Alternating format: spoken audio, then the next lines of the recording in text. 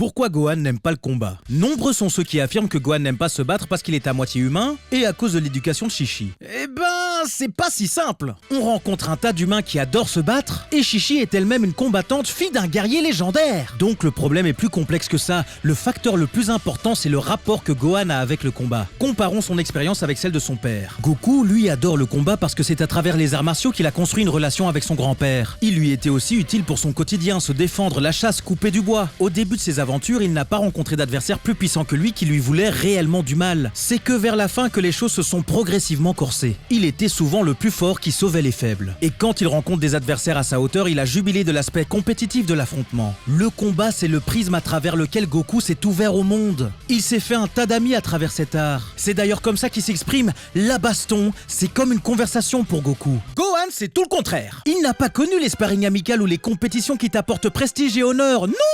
Même s'il était plus puissant au même âge, il était souvent paralysé par la peur de l'aurora à la puissance écrasante. Goku, c'était le gros poisson dans les temps. Gohan, c'est un poisson un peu plus gros dans l'Antarctique. Les contextes dans lesquels il y avait du combat étaient tous traumatiques, au point où presque chaque rencontre qu'il a fait dans sa vie a été violente. Première rencontre avec Krillin, il se fait encastrer dans une maison. Première rencontre avec son oncle, il le kidnappe, le séquestre, tabasse son père et crève. Première rencontre avec Piccolo, il tue son père, le kidnappe, l'abandonne, le tabasse et crève. Première rencontre avec Yamcha, il crève. Tenshinhan, il crève. Chaozu, il crève. Première rencontre avec Vegeta, il le tabasse, le caresse, le retabasse et crève. Premier voyage dans l'espace, génocide. Tout le monde crève. Mais au moins il a son gentil tonton Krillin.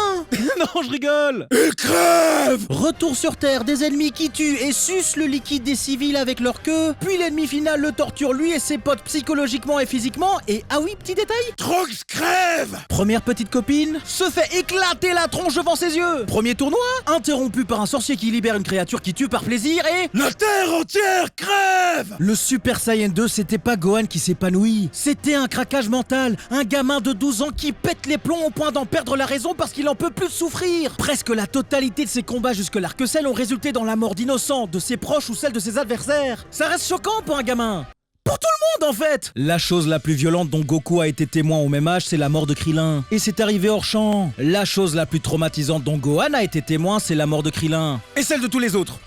Et une autre planète en plus. Et la sienne. Un Goku qui reprend le combat, c'est un homme qui s'épanouit, heureux, qui fait ce qu'il aime dans la vie. Un Gohan qui reprend le combat, c'est un homme qui revit le cauchemar qui était son enfance. Goku est parti à la quête des Dragon Ball parce qu'il rêvait d'aventure, de découverte, de voir à quoi ça ressemble un dragon sacré. Gohan est parti à la quête des Dragon Ball parce qu'il était l'un des seuls capables de le faire, pour ressusciter les copains de son papa qui sont morts devant ses yeux. Il a même appris que c'est dans un combat que dans un futur alternatif, il perd sa famille, son bras et crève.